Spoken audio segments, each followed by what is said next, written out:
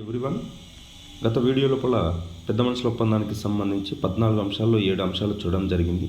మిగిలిన 7 అంశాలలో ఉన్నటువంటి అంశాలను మనం ఒకసారి చూసేటువంటి ప్రయత్నం చేద్దాం.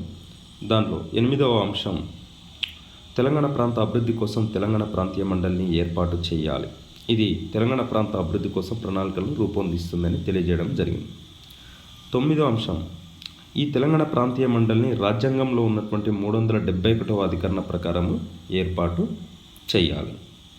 10వ అంశము, ఈ తెలంగాణ ప్రాంతీయ మండలి లోపల 20 మంది సభ్యులు ఉండాలి.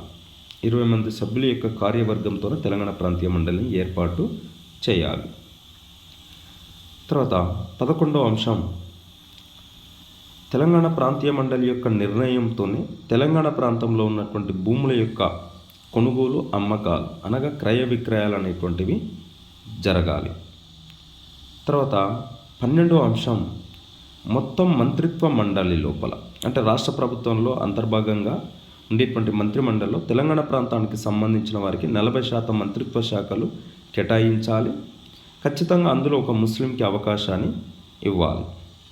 13వ అంశం, ప్రభుత్వం నడవడానికి ప్రధానంగా 5 శాఖలు అవసరం. ఈ 5 శాఖలలో ఏవేని 2 శాఖలు తెలంగాణ వారికి కేటాయించాలి.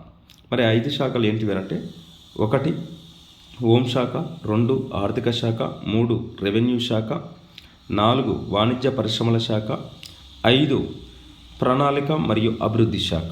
సో ఈ 5 శాఖలో ఏవేని 2 శాఖలు తెలంగాణ వారికి కేటాయించాలా. దానితో పాటు ఉప ముఖ్యమంత్రి లేదా ముఖ్యమంత్రి ఏదైనా ఒక పదవిని తెలంగాణ వారికి కేటాయించాలి.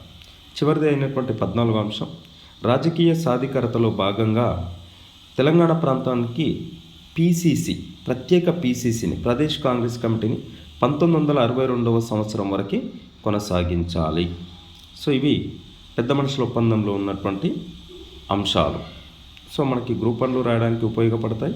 ఆబ్జెక్టివ్ పాయింట్ ఆఫ్ వ్యూలో కూడా సరైనవా కావా అని అడగడానికి అవకాశం ఉన్నది కాబట్టి జాగ్రత్తగా చూసుకునేటువంటి ప్రయత్నం చేయండి. Thank you.